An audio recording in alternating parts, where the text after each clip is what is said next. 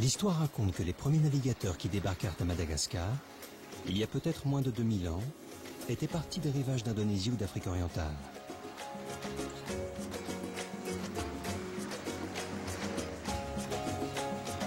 Ils mirent le pied sur une île généreuse où la flore et la faune ne ressemblaient à nulle autre.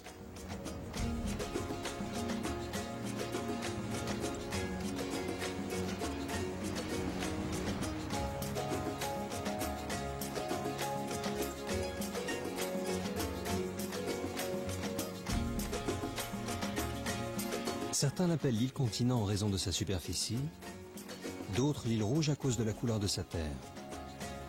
C'est aussi l'île de la diversité, le paradis des naturalistes, l'île des 18 ethnies. Autant dire que Madagascar peut offrir à chacun un visage bien différent. Lorsque le long courrier amorce sa descente sur Tananarive, le voyageur découvre un pays où chaque fond de vallée abrite des rizières verdoyantes. Les cultures pénètrent jusqu'au premier faubourg de la capitale.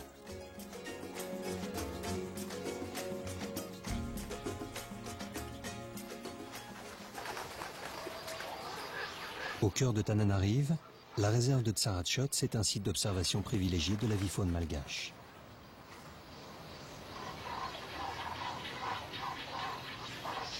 C'est un canard qui passe, là. C'est pas la saison. Ouais. Ben non, mais normalement ils partent. Donc ça, c'est les seuls qui vont rester là. Les 1 ou 2% qui vont nicher sur place, alors que la plupart sont partis nicher C'est un bec rose, non? ailleurs, ouais, dans Drossi. Sonia Ranarivel est arrivée à Madagascar à l'âge de 9 ans. Elle a baigné dans la nature dès sa plus tendre enfance. Avec son mari, elle a fondé en 1988 une agence spécialisée en écotourisme. On peut en une semaine voir 3 régions très différentes, vivre dans des climats différents, être aussi bien sur la côte. Il y a une grande différence entre côte est, côte ouest et les hauts plateaux. Ce qui m'intéresse, c'est de vivre toute cette diversité au quotidien.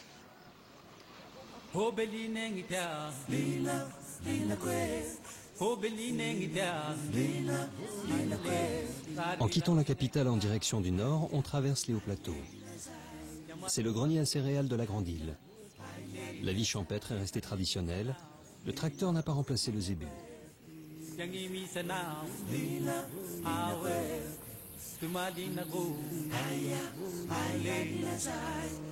À l'origine, la majeure partie de Madagascar était recouverte de forêts. 85% de cet écosystème a disparu. En cause principalement les feux de brousse, la culture sur brûlis et l'utilisation du charbon de bois pour la cuisine. À seulement 2 heures de Tananarive subsiste un des derniers vestiges de la forêt primaire. Le couloir d'Anzuzurube. C'est un site précieux pour les amoureux de la nature. Il faut que je te trouve autre chose. Le Mananara Lodge est un balcon sur la forêt. C'est la dernière création de Sonia, un camp ouvert en 2007, loin des routes, loin du bruit.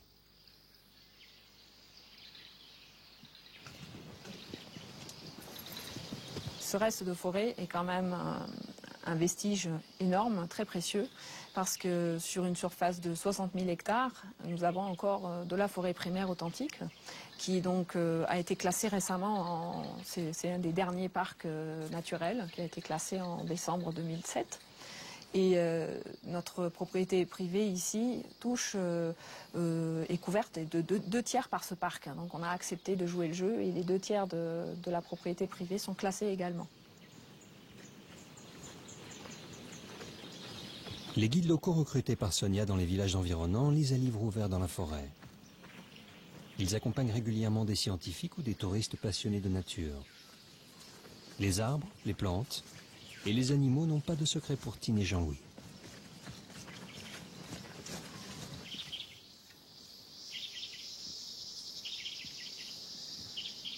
C'est un caméléon qui s'appelle Brevicornis. C'est une femelle. Et là, elle est en train de pondre. C'est-à-dire de préparer d'abord le trou. Elle va enterrer, cacher les œufs.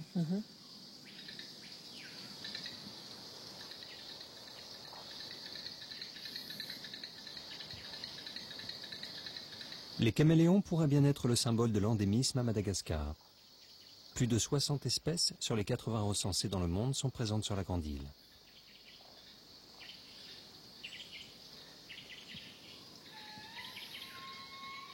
Connaissant les habitudes des animaux, les guides ont l'œil aiguisé pour les repérer dans la végétation.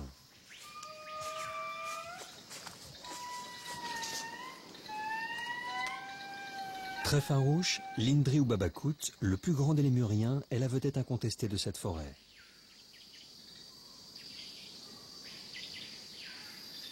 Ceux qui viennent à Madagascar sont sensibles à l'environnement parce qu'ils ne viennent pas pour nos palaces ou pour des prix extrêmement compétitifs ou pour faire du shopping.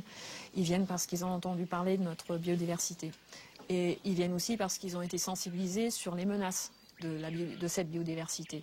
Malheureusement, on parle beaucoup des feux de brousse et de la destruction de Madagascar à l'étranger. Le touriste, il ne faut pas qu'il se permette simplement de juger les Malgaches en disant que c'est les plus grands destructeurs de l'île. Parce que maintenant, on a enfin compris, 15 ans après, que la protection des lémuriens passe d'abord par le malgache, parce que si le malgache n'a pas assez à manger ou n'a pas de quoi se chauffer ou ne comprend pas le long terme, on ne peut pas lui interdire, on ne peut pas mettre des barbelés autour de toutes les forêts ici. D'où maintenant, cette notion d'écotourisme est déjà largement dépassée, parce que maintenant on parle beaucoup plus de tourisme durable, parce que c'est plus générique et ça englobe mieux la problématique de notre produit touristique et Madagascar. Parce que en tant que touriste durable, il est aussi concerné par l'avenir des Malgaches et non pas que de la protection du lémurien.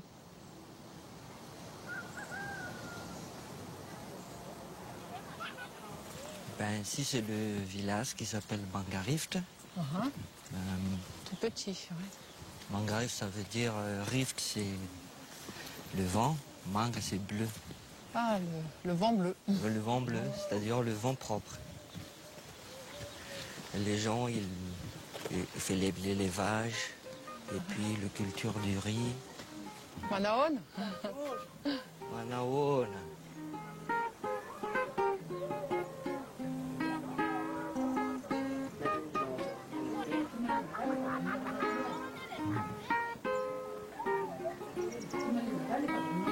L'ensemble du personnel permanent ou saisonnier qui travaille au lodge est recruté dans les villages environnants.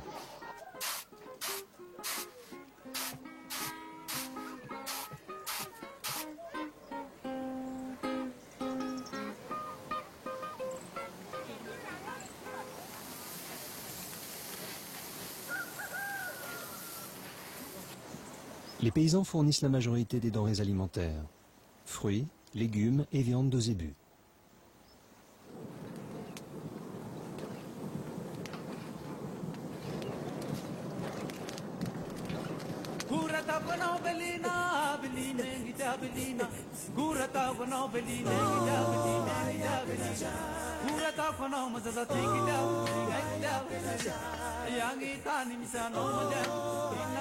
Depuis le début de l'installation du lodge, les retombées économiques sont significatives. Chaque village est spécialisé dans un type d'artisanat. Ici des forgerons, ailleurs des menuisiers, des charrons, des peintres. Pour la construction, Sonia a fait appel entièrement à la main-d'œuvre locale et au savoir-faire des artisans. Donc chaque bungalow a été cousu sur place avec des machines traditionnelles, des machines à coudre, sur une structure en bois rond, donc en toile. On a par exemple donc un système de fenêtres qu'on ferme comme ceci le soir venu. Tac, ça tient avec du velcro. Et la salle de bain était construite en briques avec des murs enduits, avec des teintes naturelles à base d'ocre et de fécule de manioc. C'est une chance pour des jeunes filles issues du milieu rural d'apprendre un métier. Le personnel est formé sur place aux techniques de l'accueil hôtelier et de la restauration. C'est bleu sur le il y a des poulets aussi, c'est un zébu avec un os. Un zébu à cuisse. Le tourisme est un phénomène assez nouveau ici, c'est-à-dire le pays s'ouvre vraiment au monde que depuis une dizaine d'années. C'est pour ça que je suis une militante du tourisme durable, parce qu'on est responsable un petit peu de l'introduction d'étrangers sur des sites reculés. Donc on est responsable de l'attitude de nos clients vis-à-vis de ces villageois. On est responsable parce qu'on montre ces régions, on les fait découvrir.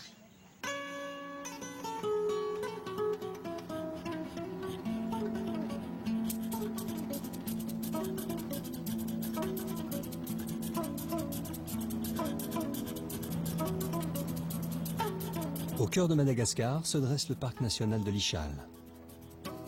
Un massif ruiniforme sculpté par l'eau et le vent, un enchevêtrement de canyons, une succession de murailles.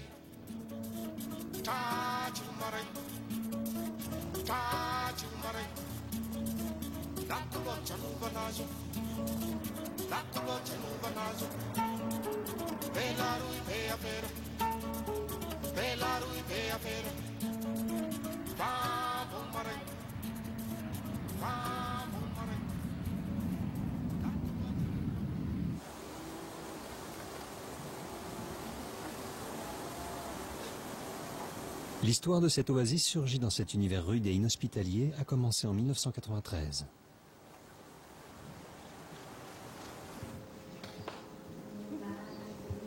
Mes parents ont vécu à Madagascar il y a un certain nombre d'années. À l'époque, mon père était militaire et il avait été chargé d'organiser une manœuvre dans l'Ichal avec l'armée malgache. Et donc, la première fois qu'il a découvert l'Ichal, il était dans les airs. Il était dans les airs, c'est un ancien parachutiste. Et c'est vrai mes parents ont beaucoup aimé leur séjour à Madagascar et notamment mon père avait été très impressionné par l'Ichal. C'est véritablement le coup de foudre pour le jeune Saint-Cyrien. Revenu à la vie civile, Gilbert Colombier crée le premier hôtel à l'orée du parc national dans cet endroit magnifique, mais semi-sauvage et isolé.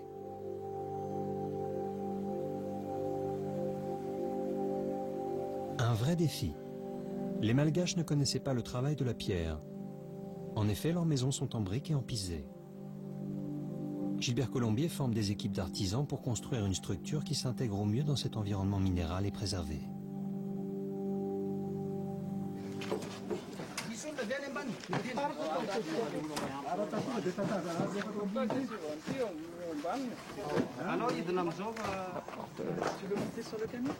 Anne Colombier, ses deux frères et son mari Laurent ont repris le flambeau, eux aussi hôteliers et bâtisseurs.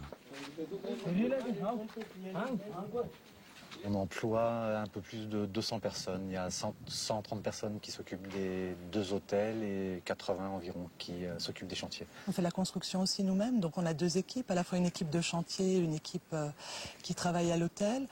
Il n'y a pas dans notre région, nous n'avons pas d'école hôtelière, donc nous formons le personnel sur place. Donc c'est vrai que pour les gens d'un village comme Ranouir, qui est un petit village, c'est une opportunité d'apprendre un métier. Et après, quand s'ils souhaitent nous quitter et aller travailler ailleurs, c'est vrai qu'ils peuvent trouver des emplois dans tous les hôtels de l'île.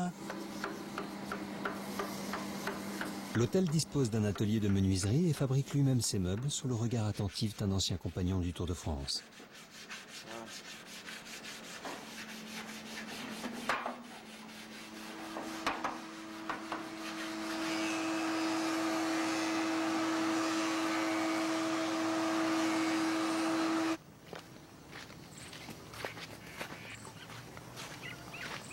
Les habitants de la région, les Bars, ne cultivent pas. Ce sont par tradition des éleveurs, si bien que l'hôtel a dû créer son verger et son potager.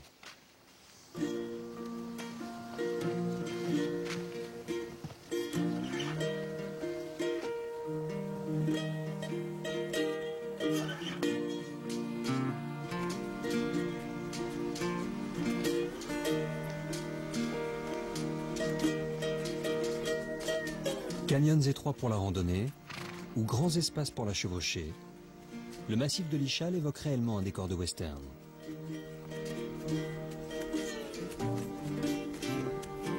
Mais une menace allait surgir. La fièvre bleue, celle du saphir, allait s'abattre sur la région. Les premiers saphirs ont été trouvés en 1998.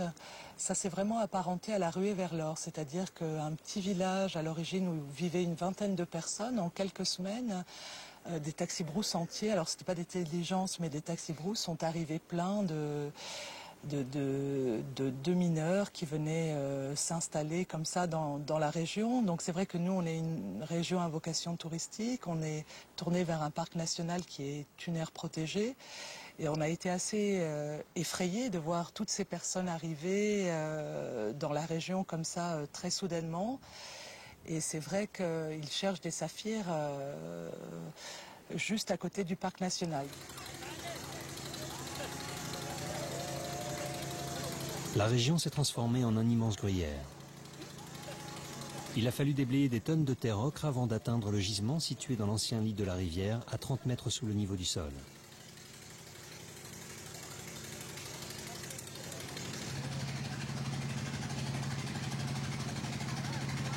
La rumeur s'étant répandue que le gisement pouvait s'étendre à l'intérieur du parc, l'armée est intervenue.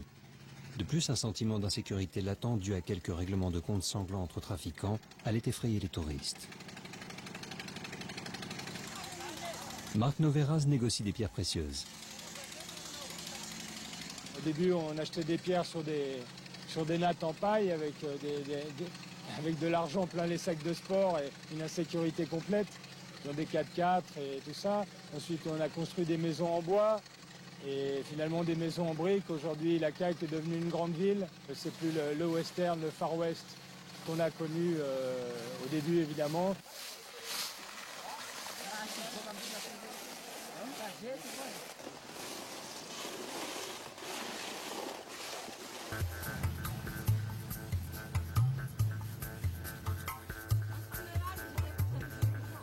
La vie s'est organisée à Ilakak autour du saphir. La ville est même devenue presque coquette. Les touristes s'y arrêtent à nouveau. Des visites du gisement à ciel ouvert sont organisées. Les boutiques ont pignon sur rue et commercialisent les pierres précieuses. Des ateliers se sont installés où l'on y taille les saphirs et d'autres gemmes de Madagascar.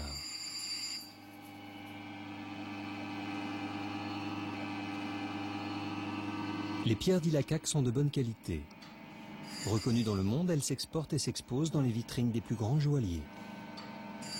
La plupart du saphir ici est de couleur rose à rose violacé. D'où cette ligne arc-en-ciel qui démontre un peu toutes les couleurs ici du saphir d'Ilakak, donc du rose au bleu, au vert, au jaune, en passant par tous les tons, les demi-tons de couleurs. Donc c'est assez exceptionnel et typique du gisement d'Ilakak.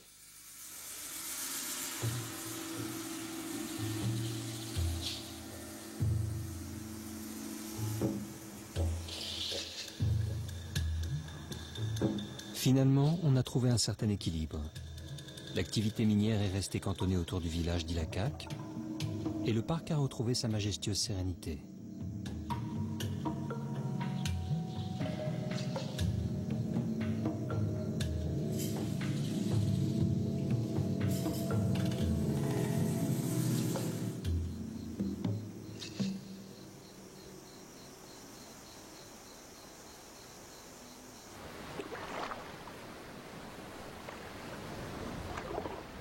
Madagascar est baignée à l'est par l'océan Indien. Les Pangalanes, une zone lagunaire très humide s'étend tout au long de la côte. Une sorte de petite Venise verte malgache.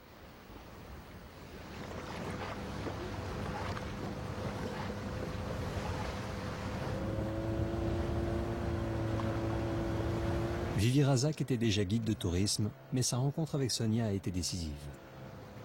Il a participé au projet de Bush House, un lodge construit sur les rives du lac Ankininofi, ce qui signifie nid de rêve.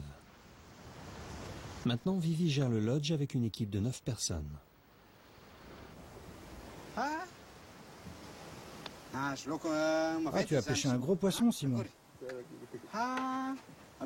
Tu le vends? J'en ai besoin. Hein.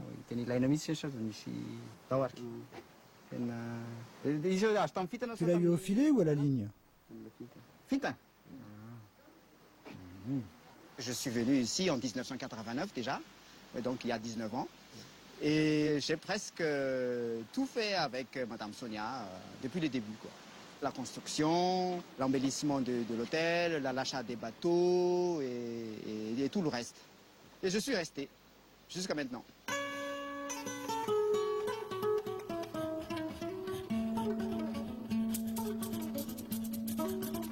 Le canal des Pangalanes longe la côte est de Madagascar sur 600 km de long. C'est une succession de lacs reliés entre eux par des canaux, certains naturels, d'autres creusés par l'homme. L'océan Indien, très agité, ne permet pas le cabotage. Commencé par les Français en 1940, le canal devait assurer une voie de navigation sûre entre Tamatave et l'extrême sud-est de l'île.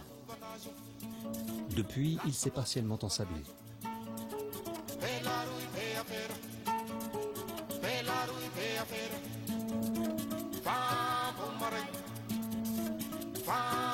Les riverains de la bande côtière vivent essentiellement de la pêche.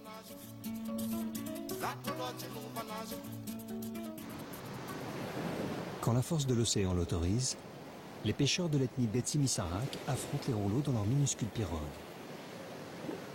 Ils attendent avec calme la bonne ouverture pour se faufiler entre les vagues.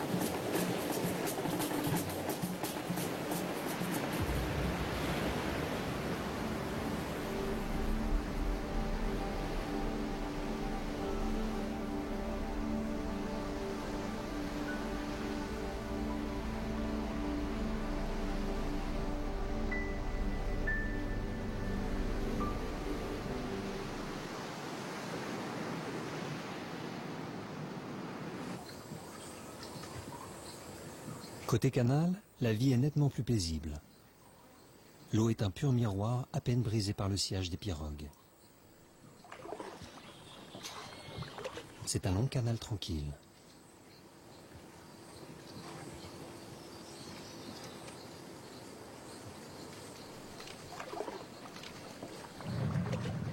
Le canal n'a plus de secret pour Vivi.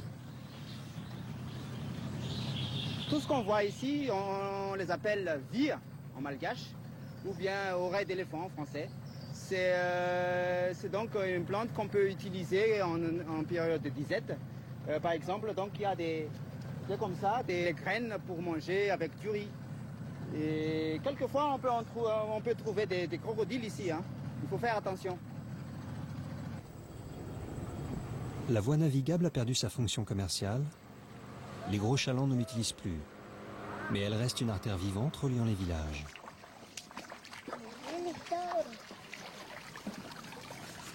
Le canal et les lacs aussi sont très poissonneux.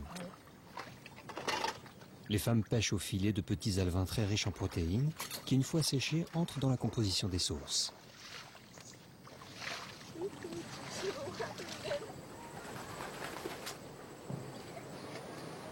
Des petits jardins fournissent le manioc et les brèdes. La cuisine malgache utilise beaucoup de ces feuilles qui, pilées ou cuites à l'eau, accompagnent tous les plats.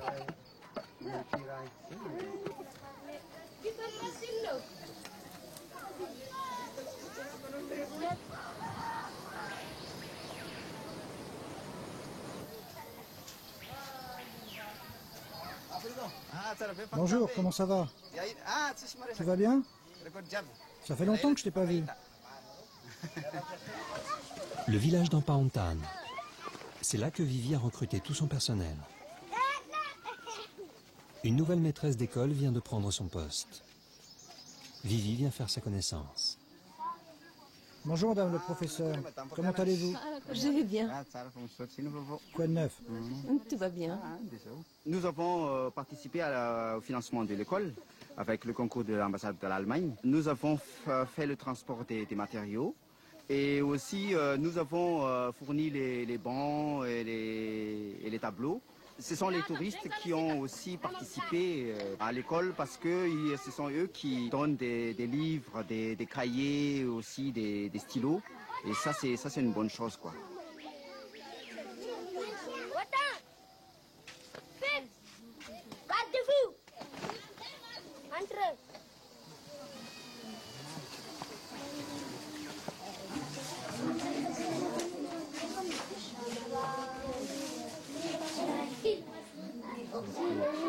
Bonjour. Comment allez-vous? Ça va et vous? Ça va. C'est vous. Merci, madame. Lila.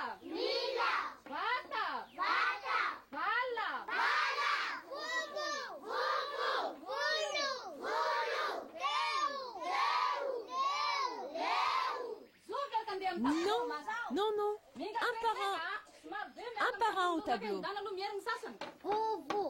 Mademoiselle Mirette, 25 ans, assure seule l'éducation de 243 élèves.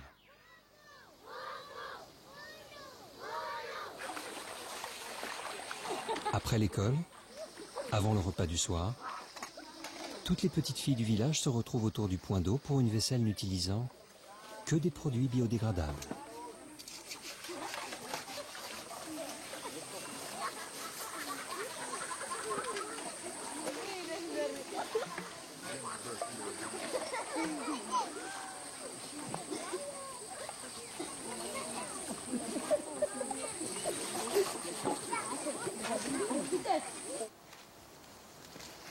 À proximité du village, la réserve privée du Palmarium, outre une collection botanique, héberge sur 50 hectares une dizaine d'espèces de lémuriens en liberté.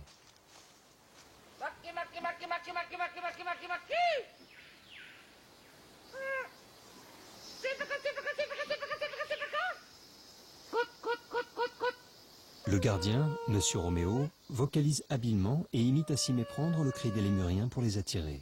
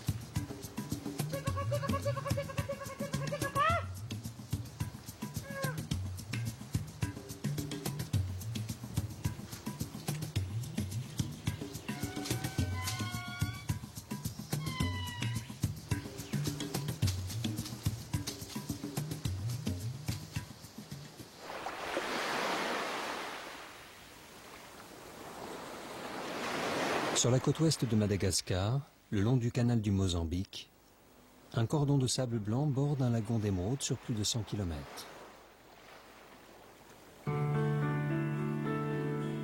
C'est le territoire du peuple Vèze.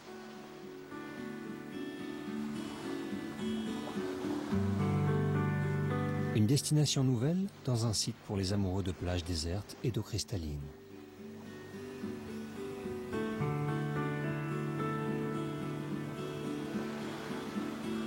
Et les futurs bungalows vont être là. Combien vous en rajoutez alors 5 bungalows 5 bungalows. Très près de l'eau, hein. Sonia organise la saison touristique et vient à la rencontre de Michel et Philippe Kotsoyanis. Un couple installé à Madagascar depuis 1993. Lui, architecte de formation, cherchait un endroit pour construire un hôtel de haute qualité environnementale.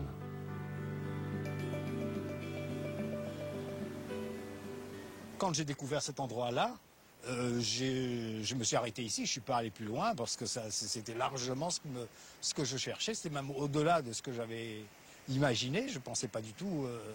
je connais Madagascar, mais je n'imaginais pas que des endroits comme ça existent. Et donc on s'est arrêté ici. Alors, la source d'énergie ici, évidemment, c'est le soleil, principalement, mais aussi le vent. Pour le soleil, avec le soleil, on a les chauffe-eau solaires ici, qui nous permettent d'avoir l'eau chaude. Et là-haut, on a les panneaux solaires et l'éolienne qui permet d'obtenir l'électricité. L'éolienne fournit 3300 watts environ, ce qui représente à peu près un tiers de l'électricité nécessaire. Et ça nous permet d'avoir une autonomie pour alimenter nos réfrigérateurs, congélateurs et toute la lumière de l'hôtel. La toiture est en vunj, c'est un roseau qui se cultive dans la région. Avec les ouvertures permanentes, ça évite la nécessité d'installer une climatisation ou même une ventilation, ce qui est totalement inutile avec ce système-là.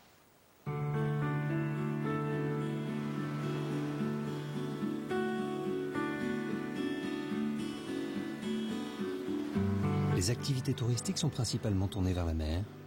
Farniente, baignade et promenade en pirogue traditionnelle pour rendre visite aux pêcheurs vèzes.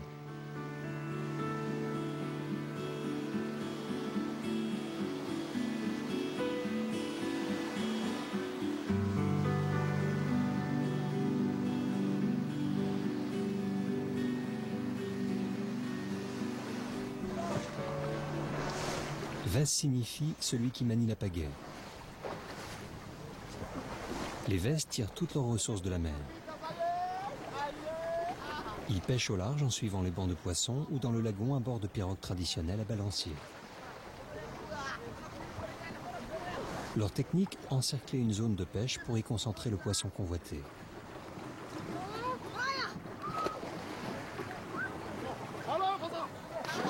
Remarquable apnéiste, il pratique la chasse sous-marine sans palme et harponne les poissons avec des saguets.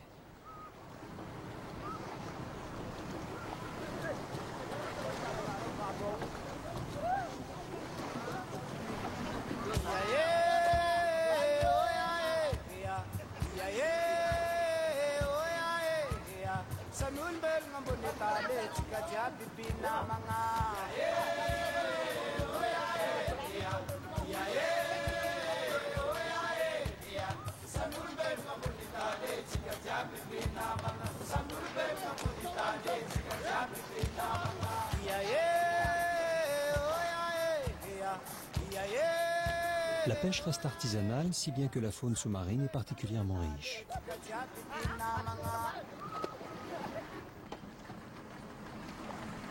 La plongée est une activité naissante dans le lagon.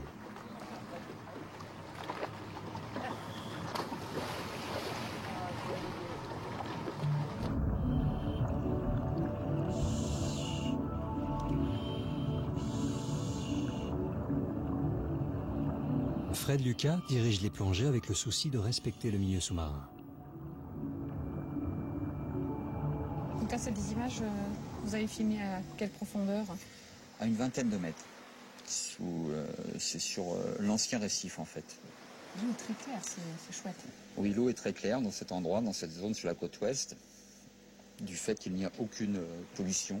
Il n'y a pas d'agriculture intensive, pas de pêche intensive, pas de pression touristique non plus. Il n'y a pas trop d'hôtels, donc Salar se retrouve préservé et a une qualité de faune et de flore sous-marine exceptionnelle. Donc tu fais un briefing des plongeurs, des clients avant de partir? Voilà, tout à fait, de ne rien toucher, d'observer seulement, de rester en symbiose avec l'élément et de ne pas comporter comme des intrus, quoi. Nous venons juste observer la faune sous-marine. Ça, c'était fait en quelle saison, ces images-là? Ça a été fait au mois de décembre. Mais toute la saison est bonne, en sachant que juillet-août, on aura les baleines en plus, ce qui est assez exceptionnel aussi.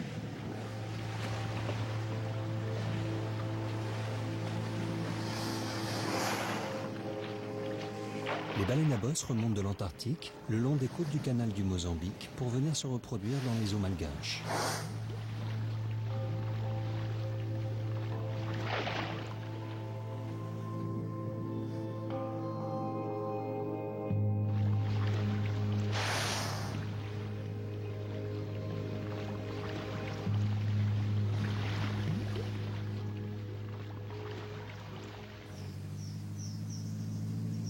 En pénétrant légèrement à l'intérieur du territoire, la piste traverse une forêt d'épineux.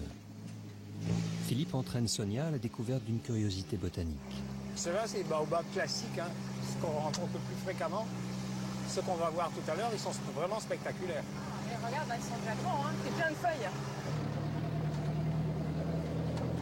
Le baobab est certainement l'arbre le plus étrange de la planète. Ses branches ressemblent à des racines. Certains disent même qu'il pousse la tête en bas ou qu'il a été planté à l'envers.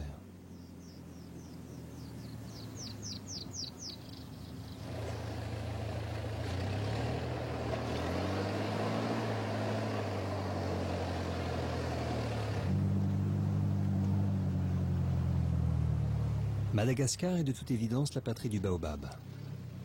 La grande île, à elle seule, compte 6 espèces sur les 9 recensées dans le monde. Allez voir cela. C'est un superbe groupe. Toute une famille.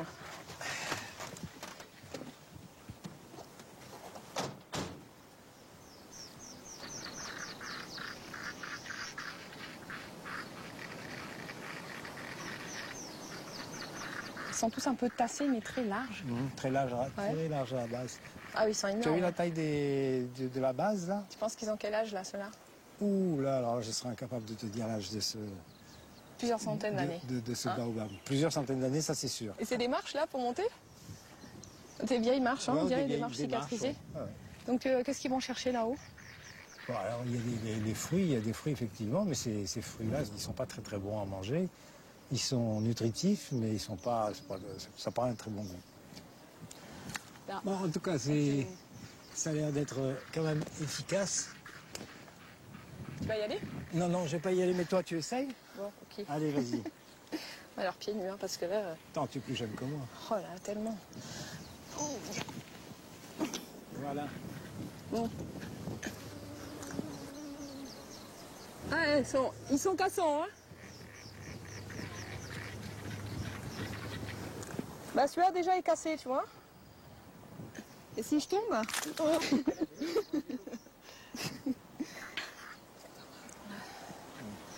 Voilà, celui-là est cassé. Bon, Sinon... Tu vois, c'est peut-être à cause de la saison des pluies, parce que c'est très humide, là. Donc, je pense qu'il est gorgé d'eau. Donc, il faut s'en méfier. Hein. C'est plutôt... plutôt avec un beau. C'est quand même pas mal comme système. Hein. Tu peux t'assurer pour monter, tu peux t'assurer avec une corde, mais sinon ça a l'air d'être très pratique. C'est quelque chose à faire parce qu'on peut venir là pique-niquer, mais les clients les plus téméraires voudraient avoir la vue d'en haut d'un baobab et puis une belle photo souvenir. Hein. C'est quelque chose qu'on va faire.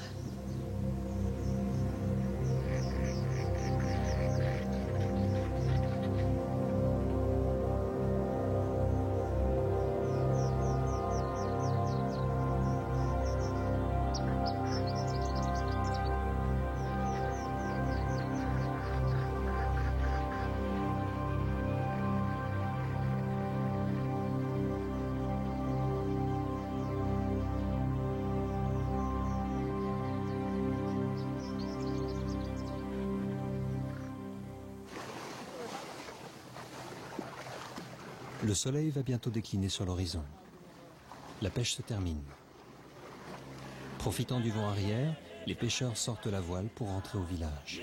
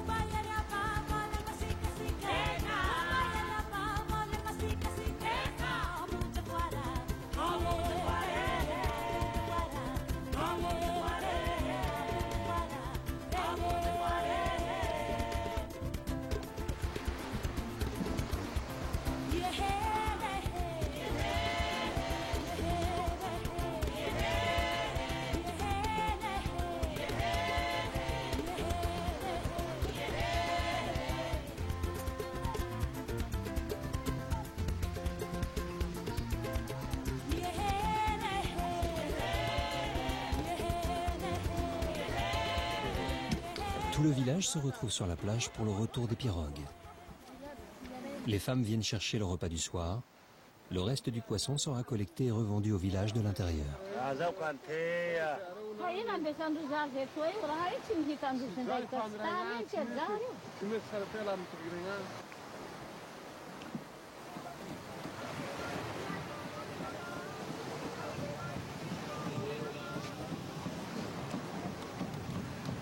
S'il est un mot malgache que le voyageur retiendra, c'est Mouramour, doucement, doucement.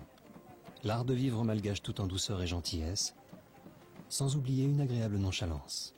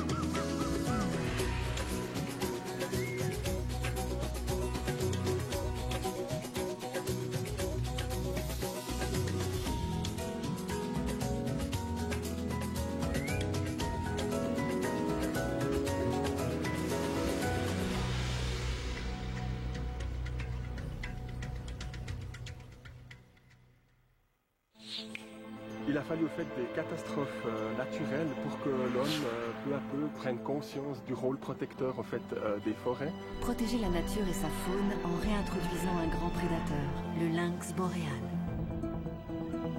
L'animal avait totalement disparu de l'ouest de l'Europe depuis plus de 100 ans. En Europe de l'Ouest, cette image de la cigogne blanche revenant sur son lit a bien failli faire partie d'un passé révolu. À la fin des années 60, il faut aller vite. Les flamands ne se reproduisent plus. C'est cet îlot favorable aux flamands pour se reproduire qui a été construit pour accueillir la colonie qu'on voit actuellement. Le retour des espèces, ce soir à 20h40 sur Ushuaïa TV.